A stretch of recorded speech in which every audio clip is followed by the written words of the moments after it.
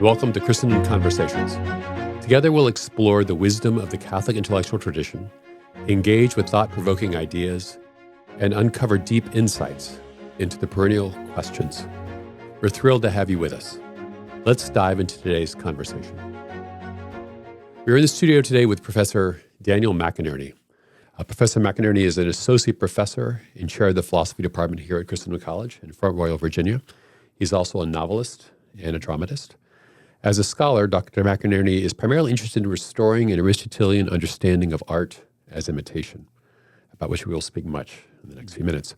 This summer, Word on Fire academic published his monograph, Beauty and Imitation, a philosophical reflection on the arts, which has received very positive reviews by such figures as Monsignor Robert Sokolowski and Peter Kraft. Here at Christendom College, Professor McInerny teaches courses on the philosophy of art and beauty, the philosophy of technology, the philosophy of culture, and poetic experience and truth. You received your BA from the University of Notre Dame in English and your Ph.D. in philosophy from the Catholic University of America. In March 2023, Chrism Press published Dr. McInerny's novel, The Good Death of Kate Montclair, which has been called an instant classic of 21st century Catholic fiction. He's also the author of a play entitled The Actor, about the subversive wartime theatrical activities of the young Karol Wojtyła, the man who would eventually become Pope St. John Paul II, which was just premiered here at Christendom College. And when he is not engaged in all of the preceding activities, he also writes a Substack newsletter entitled The Comic Muse, a review of culture in the arts. Daniel and his wife Amy have 3 grown children and 1, to use your description, preternaturally adorable grandchild. They live in the beautiful Shenandoah Valley of Virginia. So thank you for joining me today for this conversation. There are so many things we could talk about, but I think we should just start broadly and see where it leads. Why are art and beauty important, and why is it important that we reflect on these matters deeply? Yeah. Well, first of all, it's a pleasure to be with you here today, George. The short answer is that art is an inquiry into truth. Let's talk about what that means. Yeah. We have, I think, 2 different sets of commonplaces about art when we think of it. On the one hand, we think that art is a pastime. It's entertainment. It's something that we while away our non-working hours with. So on Saturday night, we flake out in front of the movie or Netflix, or we'll read a chapter of a novel before we go to bed. We've got our favorite songs on our playlist. It's pastime. That's one set of commonplaces. Another set is that art delivers meaning to us. We see a movie sometimes and we don't get it, and we ask, what was the point of that? Right. We expect there to be some substance to what we enjoy. We don't always put these 2 sets of commonplaces together. So I think that when we're a little bit more reflective about the arts, we should begin to think of it as a way of approaching, inquiring into truth, and specifically a moral vision of reality. That is, of who we are and what our lives are really all about. Art provides us a contemplative experience into specifically moral goodness. I don't want to make that too intellectual, though. It is contemplative, but our desires, our feelings are also involved, and that's the pleasure, that's even the joy that we experience in art. And that experience gives us, as I say in my book, an experience of virtual reality. We enter into an imaginative, emotional, contemplative space where we experience, again, virtually, moral goodness. And that cleanses our vision. It cleanses our desires. It doesn't automatically make us better people. I mean, it doesn't give us moral habits, sitting there on the couch or standing there in the museum. But in cleansing the vision and in cleansing our desires, it does give us, in very subtle, nuanced, mysterious ways, a new inclination toward the good, but with good action not resulting necessarily. Yeah. Well, it seems important that your philosophy and your vision of beauty and art, that it be rooted in this notion of the mimetic or the imitative, rather than, say, a purely formalist or expressivist model of the arts. Right. Can you say more about why that's essential? Yeah, this idea goes back to the Greeks. I'm drawing specifically on the ancient Greek philosopher Aristotle, who understood art as mimetic, which is to say imitative. I think a better word in English, though, would be art is a representation of what? Well, generally of reality, but more specifically, the human predicament, the human adventure for happiness.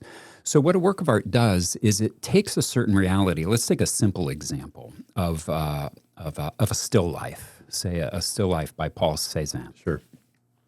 He's taking a bowl of fruit on a table and a bottle of wine and maybe some fruit scattered on the table. He's taking that real reality and he's presenting it again. He's representing it in a different medium. Right. He's taking that three-dimensional reality and he's putting it on a two-dimensional canvas in the medium of oil paint.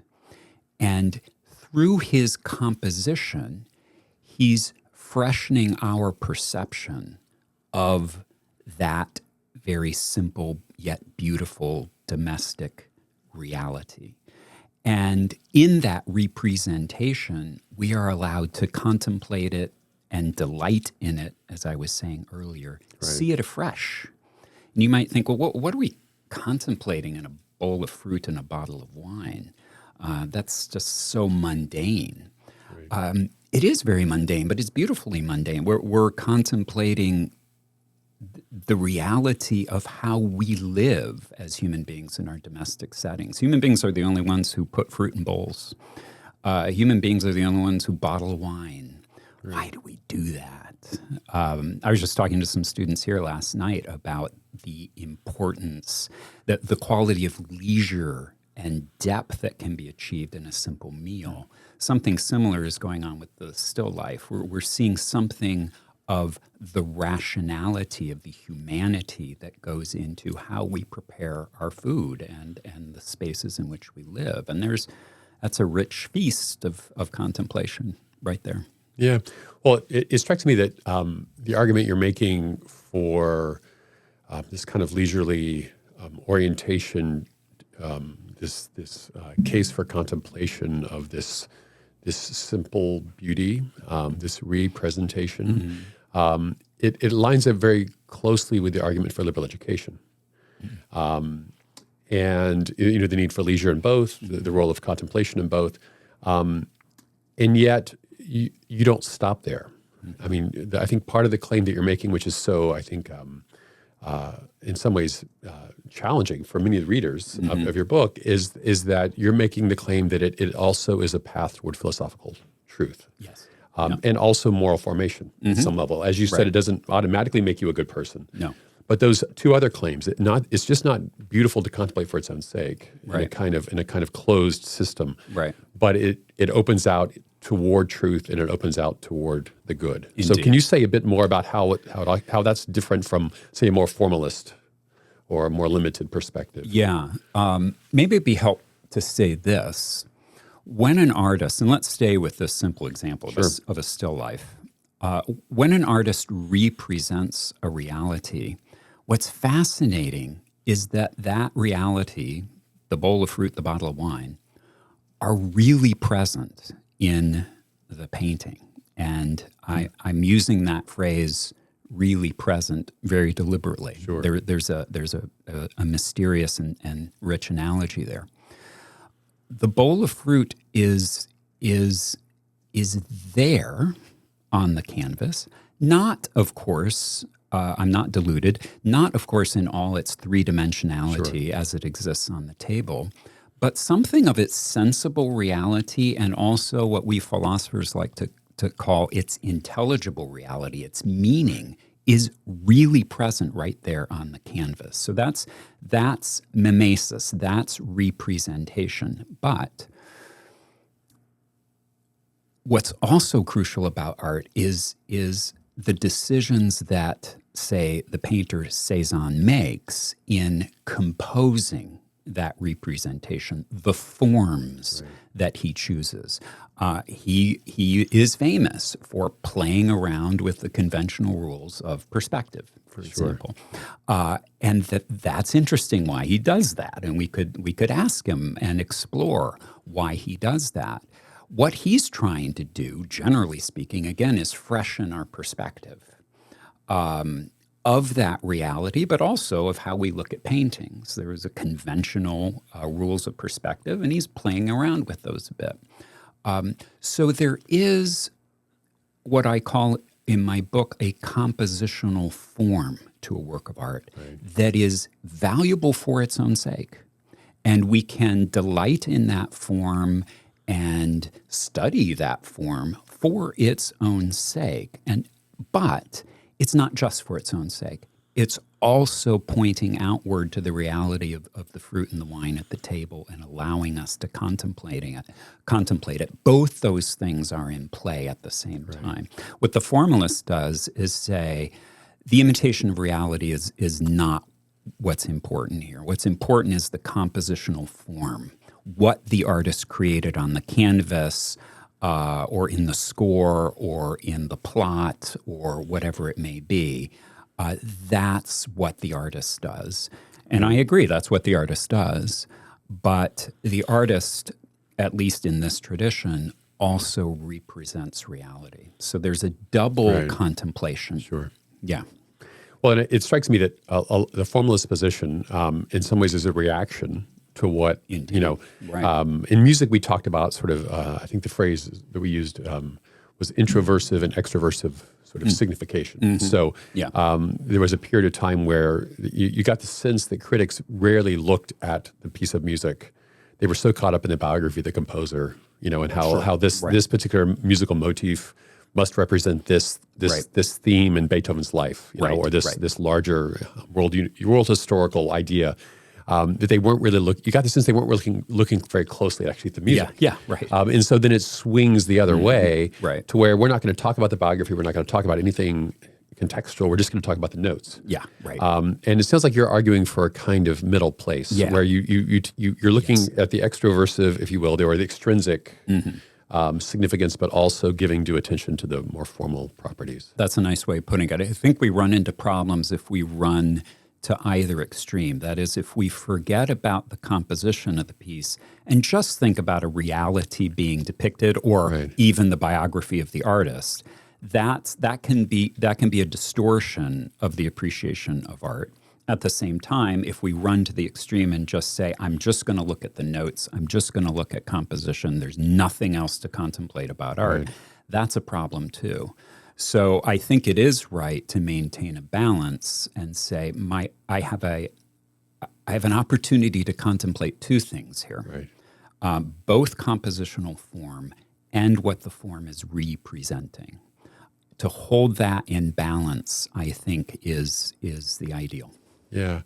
Well, it strikes me, it's almost as though there's an ought buried within the is. And it seems like you're teasing out those resonances of the ought that we're seeing, and we've had this conversation here about liberal education. In a sense, it is just contemplating the reality, the fullness of reality. But I'm thinking McIntyre's example. If you're a ship's captain, that is includes an ought, which is you shouldn't drive your ship into an iceberg. Yes. And the way that these things are deeply intertwined at the most basic level. And so it seems as though the experience of mimetic art, even if it's a bowl of fruit and a bottle of wine, you seem to be saying that there is almost an ought or a should or some sort of norm buried within that is.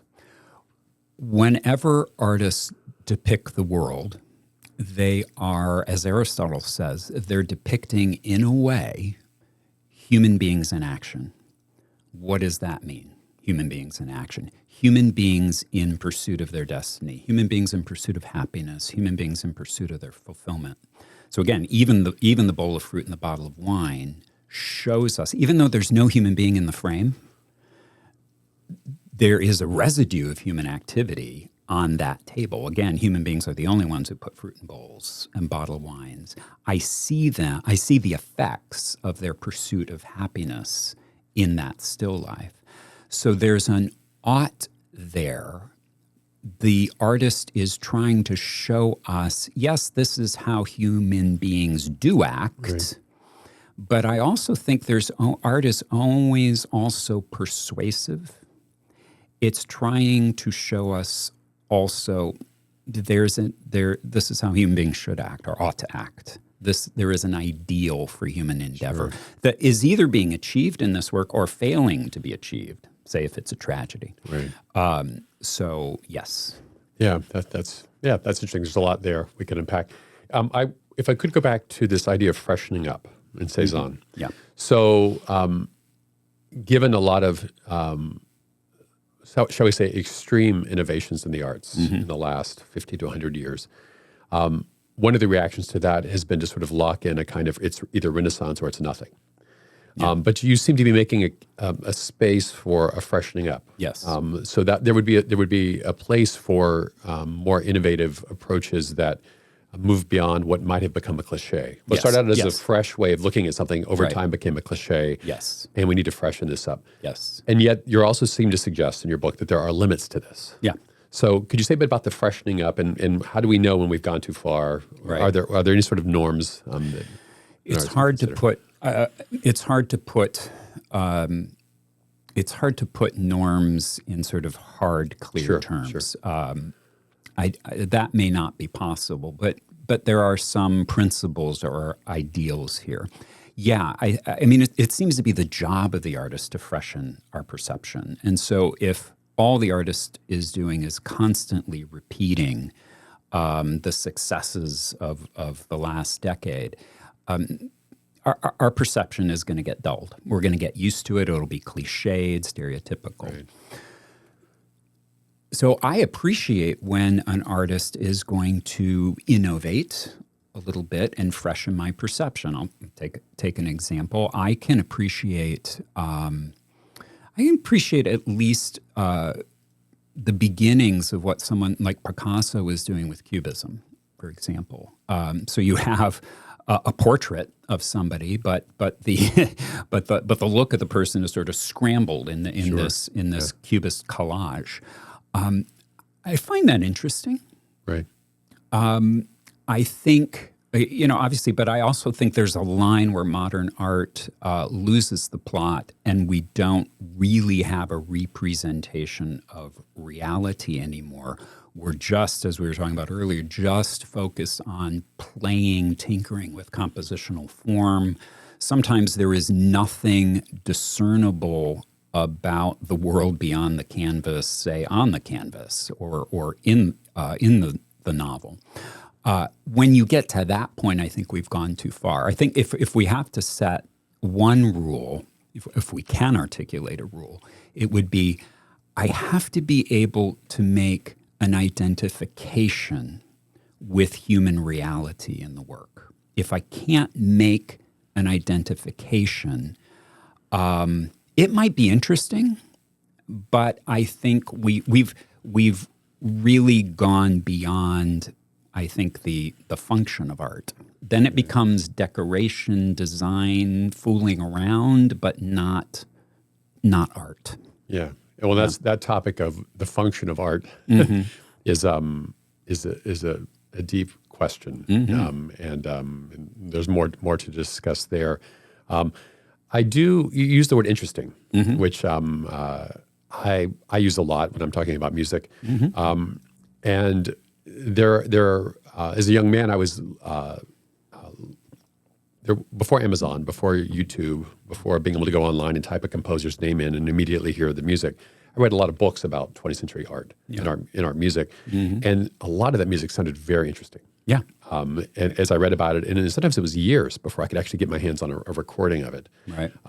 And sometimes what was the most interesting to read about turned out to be very uninteresting or unintelligible to listen to. Yeah. And honestly, that's something I'm still kind of working through because the composers whose ideas seem so engaging as concepts it becomes the level of information or the level of what's being presented in the actual composition is just it can't be parsed in a meaningful way. Yes. And so, and I think that's one of the questions behind the question is what, and it's going to be different for each art, as you say. It'll probably be different for different people, in terms of their tolerance. How far are they willing to go down this path? But what are these within each art? What are the limits? And I think that's a question. So once you reach a point where you say, I'm open to innovation, I'm open to new things, I'm open to trying new things. Right. At what point do we say this was a dead end? Yeah.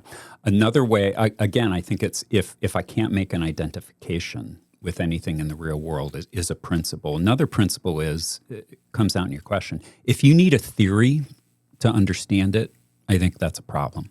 And you see that in 20th century painting. In fact, Tom Wolfe wrote a very funny book about this called The Painted Word, where he's saying modern art, say mid-20th century art, the art, abstract expressionism, really pushing the limits of art, not representational in any sense. No one could understand it, and it was all about, branding your theory about art. And we're academics, we're intellectuals. Someone wants to offer us a theory. We get interested, we get excited by that. But that's not really how art works. If you need a theory to get your head around it, not that you can't theorize, contemplate about a work of art, but if you need a theory just to get through the door and to get any sort of purchase on the work, I think we've got a problem. There should be something spontaneous and intuitive about the appreciation of a work of art. It doesn't mean you understand everything in that initial experience. But if you can't make a basic identification with a human reality and have a spontaneous experience with it, apart from theory, I think that's when I think we've gone too far. Yeah. And it probably varies depending on which art you start from. So I start from, as a musician, I start from instrumental music, which may not be the best place to start. But there's already a very high level of abstraction there. Yeah. Whereas I think if you start from the written word or representational painting, and so in a way you become habituated to a certain approach. Right. And I think in the 20th century, I think of the relation between someone like, say, Schoenberg and Stravinsky. Right. And they were both trying out a lot of new things. But Stravinsky chose to hold on to certain elements. Yes. That allow for that initial engagement. Right. While also stretching the listener. Yeah. There's a lot of distance there. There's a lot of innovation, especially on areas of rhythm and meter. Right. But there were still basic structures that an uninitiated listener without a familiarity with a theory could still engage. Right. And it was fresh. Right. And not every piece is of equal interest. Whereas other things, it seems like composers got rid of those things. Right. And the whole house collapsed. Right. A similar experience with me. I spent my young manhood enamored by the writing of the Irish writer James Joyce. And you take two works of his, two sort of, iconic 20th century modernist novels, Ulysses and Finnegan's Wake. Ulysses is still, in large part, like Stravinsky, sort of hanging on just barely to that older representational tradition. And there are things in that novel to appreciate. But then he goes to Finnegan's Wake, which is just 500 some pages of puns and fiddling with language. He decides almost entirely, if not entirely, that I'm just going to cut ties with that mimetic tradition. You could argue he's talking about myth and whatever, but I think he's gone beyond that function of art with a book like that. Well, I did notice that Finnegan's Wake did come in for some criticism in your book. Yes. And I was relieved that you didn't criticize Ulysses. In a way, because I agree with you. I think it's the sort of thing you do in graduate school sometimes. I mean, we had a reading group in grad school. We read Ulysses. Sure. And of course, you had Ulysses in one hand and you had a guide to Ulysses in another. Of course. And, you need a theory. But just to explain all the references to songs and places and maps and things. And it did have a kind of stretching effect on the intellect. It was an enlivening. And in that way, it placed demands on the intellect that I think I think we're humanizing in some ways because it Yes. really required you to really grow and be open to new things. But you're right; it's still rooted in reality. It's Yeah. still rooted in Dublin. Yeah. But the fact is, some chapters are more successful than others. Yeah. Some chapters take you places you're like, where did we go? Right. Right. Some chapters are hilarious. Right. And you come away thinking this was kind of a mixed bag. Right. Yes. But you're glad it existed. You know, I'm glad he wrote this. You know. Right. And yet Finnegan's Wake. When we got done with Ulysses, I had some of my friends went on and read Finnegan's Wake. I said, no, I'm not. Right. You know. You think of Proust, you think of Thomas Mann, you've got these other luminaries who experiment in different ways. But I think at what point can we say, you know, we've experimented? Yep. You know, we tried these new things. Some of these things worked, some of them didn't. Right. Which that's a long way from anything goes. Yes. You should like it because it's the newest thing. Yes. You know, and if you don't, you're a Neanderthal. Right. But it's also a long way from, unless it was from the Renaissance. Yes. Or the Middle Ages, then we have no time for it. I agree wholeheartedly. Both of those extremes, I think, are a mistake. Yeah. And it's which is why I appreciated your play, the actor, and Caro Otia. And I mean, he was a poet. Mm-hmm. And yet he was an innovative poet in many ways as well. Yes. Yes. So is there a way in which his model as an artist, has that had an effect on you in any way? It has in an unusual way, because I've been fascinated by that part of his biography for decades now. I was trying to think when I first encountered it, maybe when I first picked up George Weigel's biography of John Paul II, and learned about the fact that as a high school student, and at least at the beginning of his college years, he was acting in shows all the time, writing plays. The question can't help but occur: how did he get from there to the priesthood? And that's what my play is about. But he's another great example of an artist maybe pushing the limits in attempting to freshen our reality. We do have some English translations of the plays he wrote, and he was still writing plays at least into his years as bishop, I think. Right. Not as pope, though he wrote some poetry as pope. And it's challenging. We put here at Christendom a year ago, we put on his play, The Jeweler's Shop, which is, in some sense, you just have to say it's not a play. Right. It's more of, as I have a character say in my play, it's more of a poetry reading. Right. There are characters, there are situations, but not quite what I would call drama. Right. And he was aware of that objection, and he wrote some essays that are collected with the English translations of his collected plays. And he works out his philosophy of theater, and I find it a challenging one. And again, I'm not sure I agree with it. I appreciate it, because again, it just lacks action. I want to, on a stage, I want to see human beings in action. I want to see the conflict. And he wants ideas to be the conflict. He wants ideas to be the motor of the play. And I find that fascinating.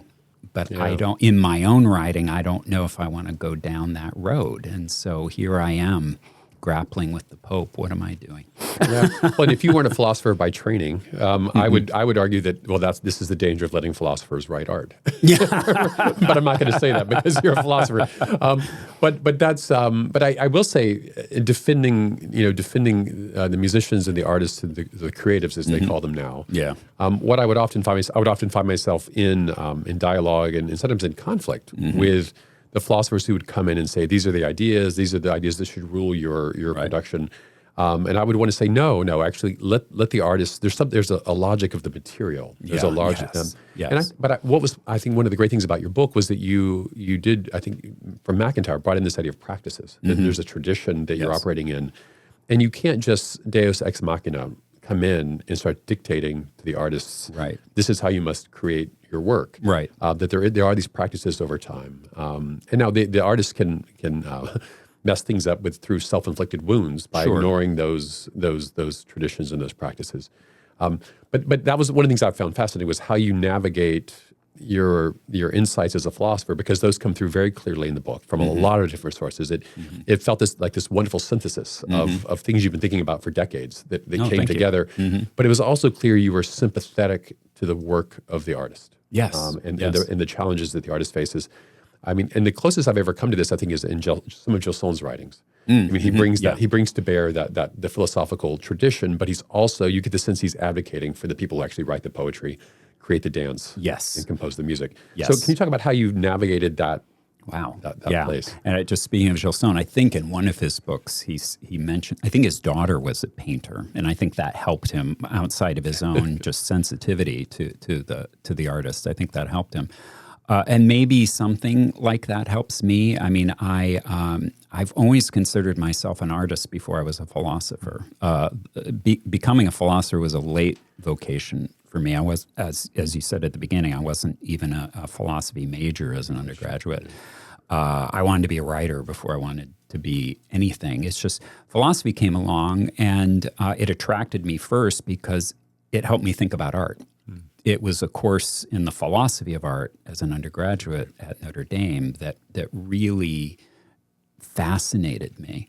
But I never wanted to give up the writing. I always wanted to keep them both together. And I want to be, I don't want to make art into philosophy. And even though I said at the very beginning of our conversation, it is contemplative, and that makes it sound so academic. It's not an academic exercise. It's not a classroom exercise. It's an exercise of the mind, right. but in a very different setting and in a very different, more intuitive mode rather than abstract and analytical.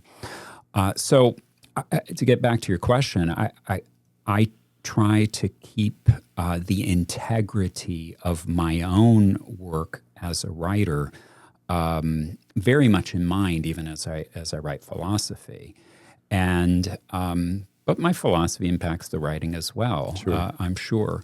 But that idea of practices is really important. We have a notion of the artist from the Romantics and from the 20th century of this isolated individual toiling away in a garret. It's not how the greatest artists have worked. We plug into traditions, into communities, into ways of doing things. And the great paradox and mystery of art is that great inventiveness and freshness comes from tradition, not from abstracting oneself or revolting against tradition. Yeah, and that comes through, Marathon's one of his first books, Art and Scholasticism. That's one of the things that when I first read of that text, usually you come away with this sense of, this is an antidote to the romantic notion of the artist in isolation. Yes. This was, those toiling away on the medieval cathedrals who never signed their name, and they were doing work so high up that no one would ever see it. Right. And yet they were doing it for the glory of God. And that's another kind of romanticism, perhaps, but it is another way to approach this. I'm going to shift gears a little bit. One of the last chapters in your book has to do with entertainment and popular culture, which also brings us close to the way we engage with beauty and engage with art and engage with culture in our own lives, even if that's an hour on a Saturday night or a couple of hours. Right. We don't have most of us don't have a lot of time, but we have some, and we have to make decisions about how to spend that time. Could you speak more broadly about this question of entertainment and popular culture, and then what are some of the practical ways to navigate this in our own lives? Yeah. Well, the first thing I would say is entertainment is important. It is a pastime. It is something that we do in our non-working hours. It is something that we do to relax. But the thing I want to emphasize is it's not just that. Even very popular entertainment, not all of it certainly, but popular entertainment at its best is also, like the art we've been talking about here, giving us an opportunity to contemplate and delight in a vision of moral goodness. I'm an Aristotelian enough to appreciate sort of the common man and what people commonly gravitate to. Sure. It doesn't mean that everything human beings gravitate to is good. But if a lot of people are gravitating towards something, that makes me take notice of it. And we all gravitate toward popular storytelling, right? Chesterton says literature is a luxury, fiction is a necessity. Fiction meaning popular storytelling. And he's absolutely right. And that statement of his is sort of the spirit of my chapter on entertainment. I'm trying to see how, again, as at its best, is it giving us this opportunity, the common man, the person who doesn't have a lot of time, the person who's not in a classroom at a liberal arts college, how that person can still live a contemplative life by reading a novel, watching a film, listening to music. I think that's a very, very important part of our lives. Yeah. Yeah, I mean, it seems like that you're allowing for different registers. I mean, on the one hand, one can, Cezanne may not be the most popular painter, but at the same time, neither would Stravinsky, and perhaps Joyce's Ulysses. So you're allowing for those to exist within a culture, and say maybe there's great importance there and a value. There's something of value, but at the same time, your attentiveness to this broader. Because I think one of the tendencies, one can become so disillusioned with what other philosophers might call mass culture or the culture industry, and a kind of cynicism about these things just being produced to make money, that you just dismiss it, and walk away. And that's different from maybe the perspective of some Catholics who would just say it's all morally corrupt and questionable. So those are two different reasons to give up on this. But you're suggesting that, no, we actually have to pay attention. This is important. And it's even more important if what you say is correct, in that these stories, these paintings, these musical compositions are not only pointing toward truths or lies, but they're also forming us. Yes. It's another balance. It's a similar one to what we were talking about earlier. Yes, there is so much in popular entertainment to be not just cynical about, but disgusted by. But at the same time, there's a lot on sort of the high elite end of art. You know, what's happening today in the elite galleries in Soho or wherever, to be bored by, repulsed by, maybe disgusted by. There's problems at either end. There's a balance in the middle where we get, serious concerns being married to a very attractive, popular art. Shakespeare here is a model.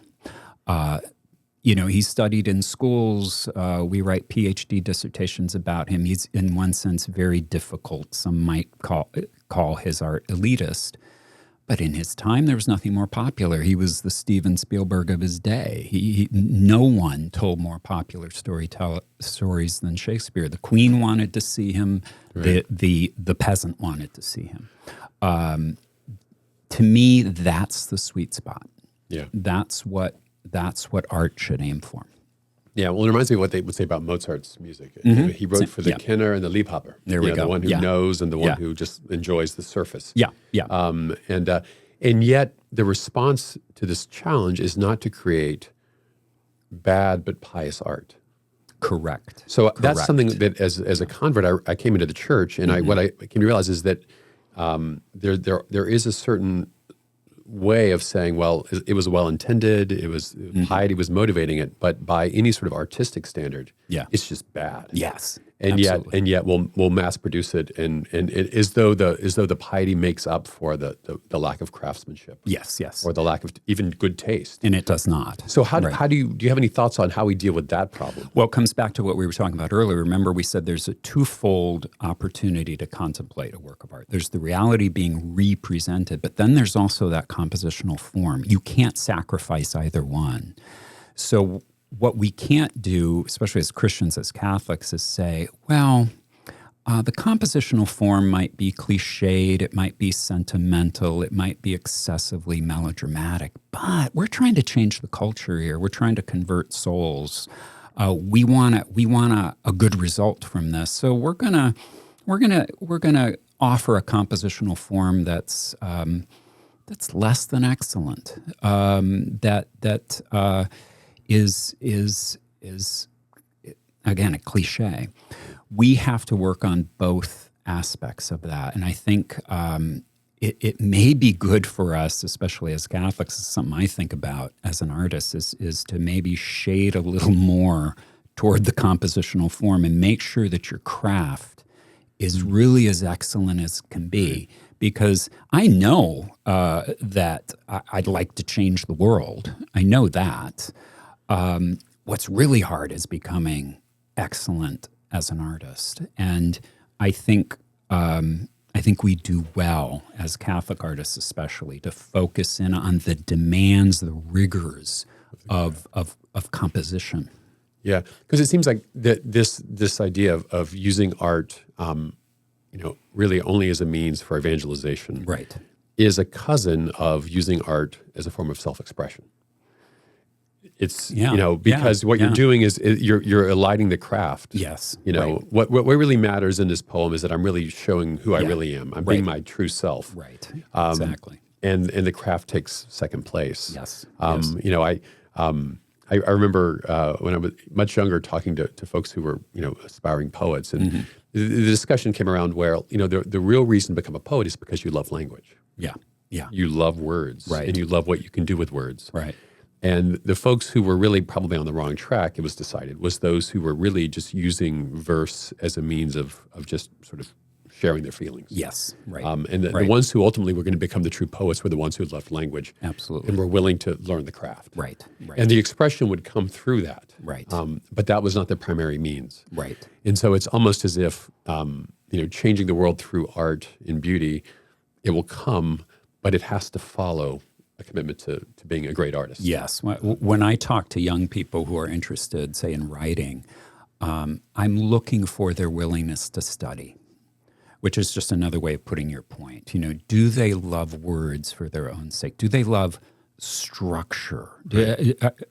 Are they trying to learn how good dialogue is crafted and how characters are crafted? Again, it comes back to that compositional form. Are they interested? Are they fascinated by those elements? Could they talk about them all day? If I don't see that, I'm a little worried that there's some other thing gripping their fancy that may not lead to great art. Yeah, and I think in the musical realm, there are some gates you have to get through. Like you need to study counterpoint. You need to study harmony. Right. And those require discipline. Right. Right. And actually, I should say you don't really have to do that anymore. Yeah. But there was a time you had to do those things. Right. Right. Whereas I think to be a writer, if you're literate, you can write. Right. And so it is challenging. But so we'll think about those who might be listening to this, and they've sort of gotten their house in order in terms of, let's say, of the transcendentals. I mean, the truth. They're not interested in compromising the truth. They're trying to live in accord with the truth. They're trying to live moral, upstanding lives. But beauty just seems a luxury. Yeah. Leisure seems to be like, they just don't have, there are too many things going on. Yeah. Yeah. And yet I think the ancients and the classical authors would say, no, we work in order to have leisure. Yes. To be fully human is to have this part of our life set aside. And that beauty is important. That seems almost an impossible thing for a lot of people. Yeah. What would you say to someone who's in that situation? I would say I'm sympathetic. I'm teaching a book in my philosophy of culture course right now, Joseph Pieper's Leisure, the Basis of Culture. He's making the point you just made. It's really hard in our culture. We live in a culture that is ordered around instrumental reason, taking care of our daily needs, money-making, comfort, health, material goods. Right. All good. No one's saying those things are evil. They're all good. They're just not the highest goods. They're goods that go beyond that. Right. These are the goods of leisure. This is where we encounter beauty. Our culture is conspiring against us in many ways. And we get so tired we've mentioned this already, that in the few spare hours that we have from work, and do we really have spare hours from work when we have that smartphone in our pocket and work is always just, a trigger finger away?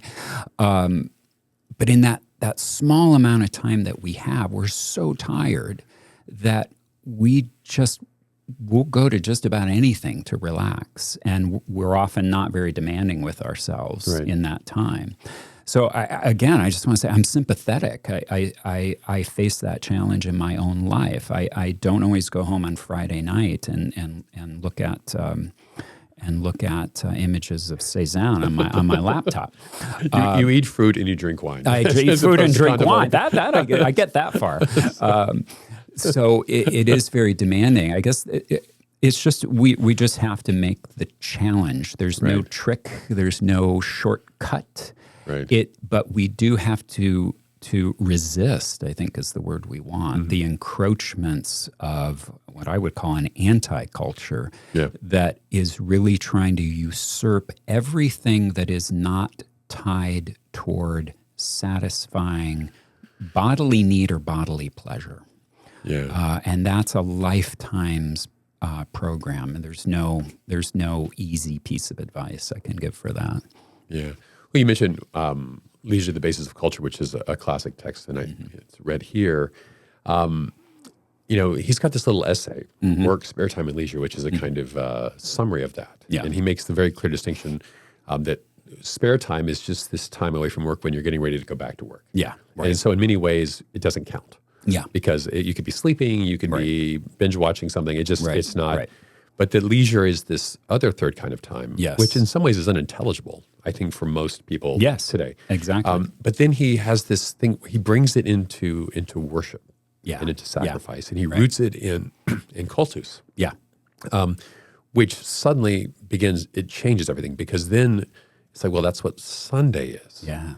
I mean, we worship. Right. Maybe we have a feast. Some of us still try to have a meal, a family meal on Sundays if we have kids around, and that's a very Peperian thing. Right, You've got the worship, you've got the feasting, and I know in our family, ice cream is a big thing on Sunday. Lots of ice cream. Right. But then we could, I think, create some space for beauty. Yeah. Yeah. On a Sunday. On a Sunday. Yeah. A Sunday. That's yes. Some of us still have moderately young kids who let me read to them, and I think reading out loud, where I think I'm reading Lord of the Rings for the fourth time Wonderful. out loud to them. Right. But that's, I think, there's no instrumental purpose to that. Yeah. Yeah. Or it might be going to a museum. Right. Or it might be going for a walk. Right. It's something for its own sake. Yes. Because I do wonder, when I think about Pieper's book, he was writing against the totalizing work state of East Germany. Yeah. But I do worry that the West has become a totalizing work state. Oh, there's no doubt. Yeah. And I just very quickly, I would mention a wonderful book by a fellow named Neil Postman called Technopoly, which I think is a nice companion to Leisure, the Basis of Culture. It's an updating of it to the American scene in the 90s, but it's even worse now in 2024. We're not quite Pieper's situation, but we do, through technology, we have produced a kind of work state and a tyranny of technology in our time. Your discussion of Sunday is beautiful, because with the believer, Sunday, it kind of gives us a head start on leisure. If we can appreciate it correctly. I don't know if the viewers can see, but there's a beautiful image of our chapel right behind you, and I'm sort of looking at that out of the corner of my eye as you're speaking. Pieper makes the point that even the physical chapel embodies a separation from time and space, at least workaday time and workaday space. It's set apart in space and in time, Sunday, set apart from the workaday. We're used to that with worship, great, but yes, when we go home, we have to continue in that spirit, at least for that one day. And that can be a challenge for many. Yeah. But it sort of gives us, it's sort of built in. Most people, maybe a lot of people, still don't work on Sundays. There's still something of a weekend left, at least in theory. I think we should exploit that. Yeah. And I know some families have instituted, screen-free Sundays. Yes. Everybody, we don't look at screens. Yes. And so there are different ways, but it seems like those who really want to achieve this, it's probably possible to make progress. Yeah. So you've just published this book. What's next? Yeah, that's a good question. Philosophically speaking, I'm interested in exploring more on this idea of the practices of the artist and what it means sort of really kind of in the artist's studio or in the artist's work desk. What happens there? Right. And how we can make art that does freshen perception, that does play with compositional form, but is still basically mimetic, and what that could mean for the future. So that's a big big agenda. But those are the sorts of things I'm thinking about now, and also writing, beginning to write another novel. But both those projects are so early, I hardly know what they are. That's cool. It's funny you say that because a lot of times these projects have a life of their own. Yes. And yes. This idea that somehow we're bringing down some sort of form into material. Oh, no. There's a lot that happens. Yeah. When people talk about, or you hear St. Thomas talk about, the artist has an idea and then he plants it in the matter. Not my experience, but okay. Yeah, well, Stravinsky would play at the piano. I mean, the ideas came to him while he was playing. Yeah. And it came out of the matter in many ways. Right. And so I think it's a much more complicated process. Yes. And that process is what I'm really interested in. Yeah. No, that's excellent. Well, it's been a great pleasure to have this conversation. Pleasure has been mine. I've learned a great deal. And thank you for writing your book. And I highly commend it. This is one of those texts I'm going to have to return to. Thank you. So thank you very much. It's been a pleasure. Thank you. Thank you for listening to Christendom Conversations. If you enjoyed this episode, be sure to subscribe and leave a review on your favorite podcast platform. To learn more about Christendom College and its mission, visit us at christendom.edu. Until next time, may we all continue to seek the truth, live the faith, and restore all things in Christ. God bless.